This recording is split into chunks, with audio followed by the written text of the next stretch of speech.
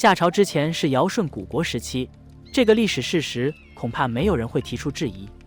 夏朝中晚期都邑在河南偃师2里头，尧都在山西临汾陶寺的结论得到了考古学界的一致公认。可以说，山西的陶寺遗址和河南的2里头遗址在绝对年代、地理位置、内涵、规模上与史书记载中的尧舜和夏朝主要活动区域和时空架构都十分契合。龙山文化晚期的陶寺遗址绝对年代在公元前2300年至公元前1900年，考古学上划分为早、中、晚3期。其中，在中期时，前2100前2000年，陶寺受到了来自晋西南和豫西3里桥文化有虞氏文化遗存的强势入主，并分别形成了中期和早期2处王族墓地，与文献记载中的舜纪尧魏相吻合。2里头遗址作为夏朝中晚期都邑，绝对年代在公元前1750年至公元前1530年。在陶寺晚期前2000前1900年这个时间节点上，陶寺遗址被外来势力毁灭。虽然2里头和陶寺之间至少存在着100年以上的空白期，但放在大的时空框架内，尧舜古国之后是夏朝这一基本事实依然得到了印证。所以考古工作者基于2里头的夏文化属性的基本认识，开始致力于寻找夏朝早期的文化遗存，以补足夏朝考古的空缺。如介于河南龙山文化和2里头文化早期之间的河南新寨文化遗存，就被认为与夏文化存在继承关系。而在河南登封诰城镇发现的王城岗遗址中的龙山文化遗存，时间上又早于新寨文化，文化基因上呈现出早期夏文化的身影。出土的战国时期文物频现阳城字样，表明至少在战国时期，人们就已经称呼这里是阳城。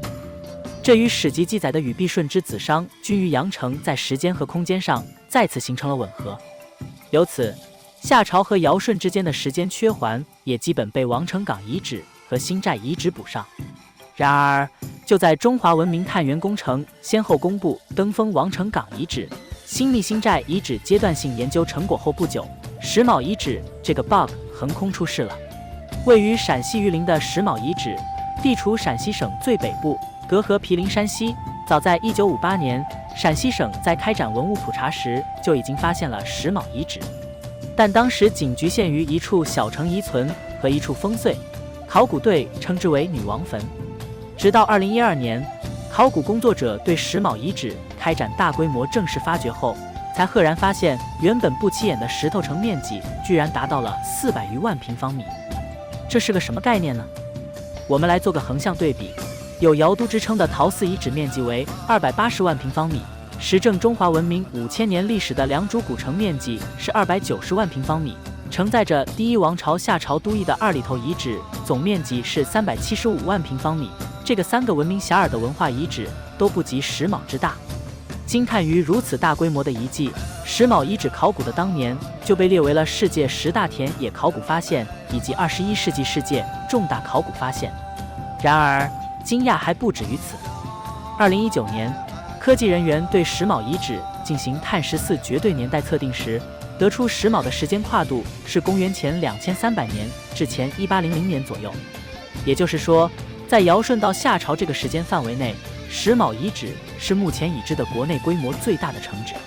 当然，在大一统时代尚未来临之前，森严的礼制和等级制度还没有完全建立，在超出尧舜乃至夏朝势力范围之外的地方，存在一个超大型古国遗址也并非不可能。有不少学者试图从史书记载中破译石卯族属之谜，归总起来，大体有3种观点。第一种，笼统说，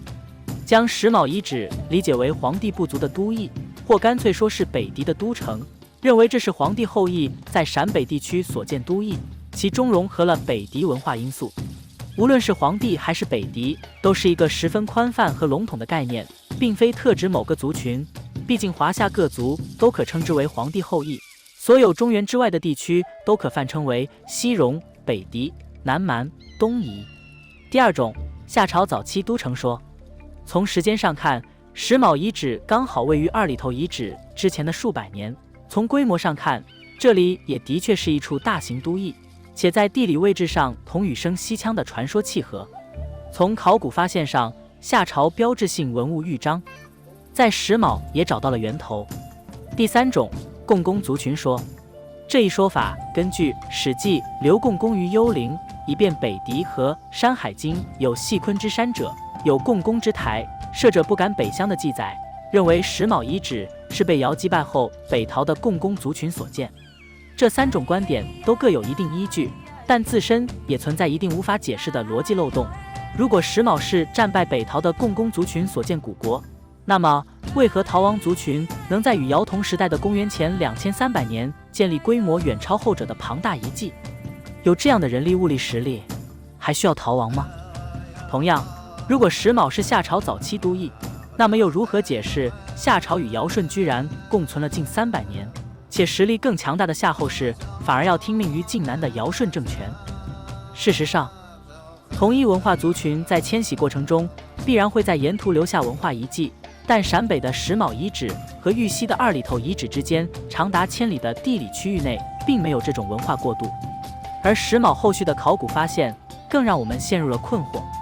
首先，考古发现显示石卯遗址并非孤城，在石卯遗址所在的陕西榆林地区共发现新石器时代遗址4446处，在环绕石卯遗址周边形成了金字塔般的4级聚落结构。这些聚落无论是石器城墙结构、墓葬形式都与石卯遗址雷同，犹如缩小版的石卯古城，大的面积可达50至100万平方米，小的则为1万平方米。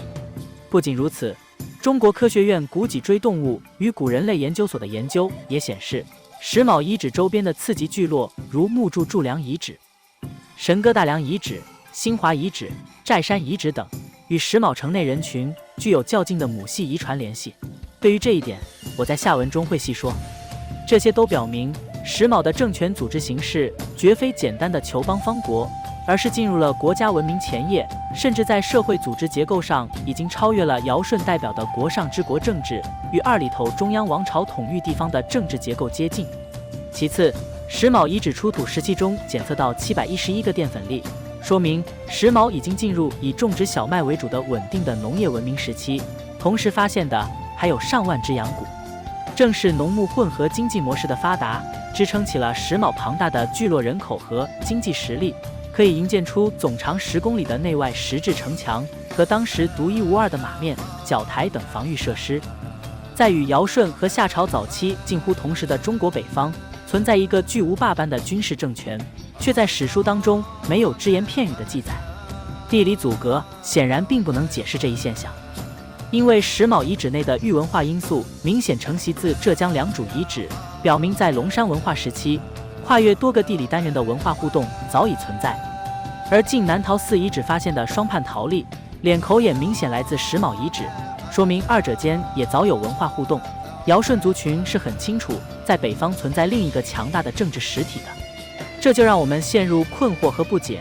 为什么石卯呈现出的文明形态如此发达，却不被史书所载呢？即使是夏朝以后流传下来的文献，也将夏朝的活动区域记载为晋南和玉溪，而从未提到过陕北。陶寺之所以能被发现，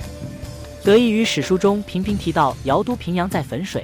二里头之所以能被发现，也是徐旭升先生基于夏朝中心再以崇山为中心的伊洛一带的历史记载。但石卯的发现却纯属偶然，如果没有考古发现，我们甚至不知道历史上曾经存在过如此强大的政权。石卯人究竟是什么人呢？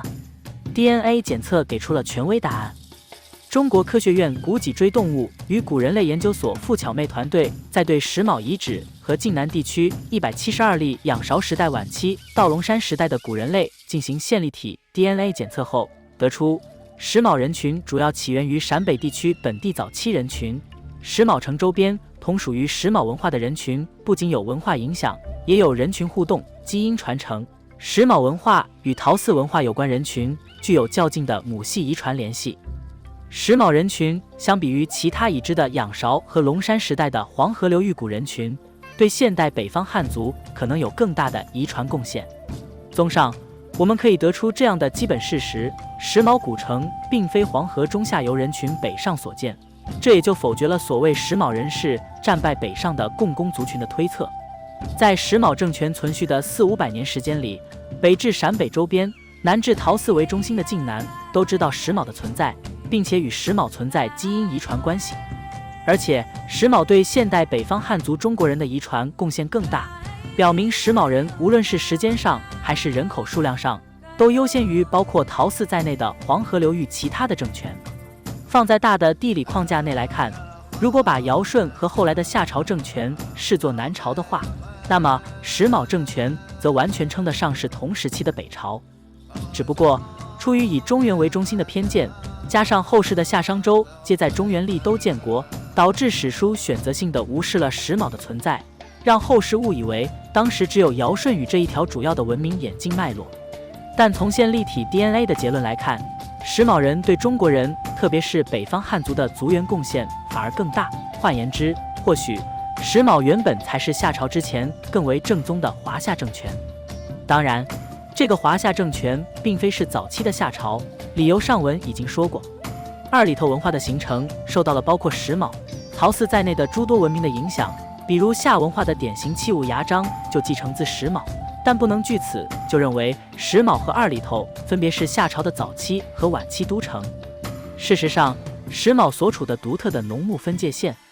在为华夏文明吸纳西来的青铜工艺的同时，也凭借超强的军事城防抵挡着任何可能南下的外族势力。这也解释了夏都二里头、商都殷墟、秦都咸阳普遍流行大都无城的筑城结构，唯独公元前2300年的石卯却铸造了远超当时工程能力的军事防御设施的原因。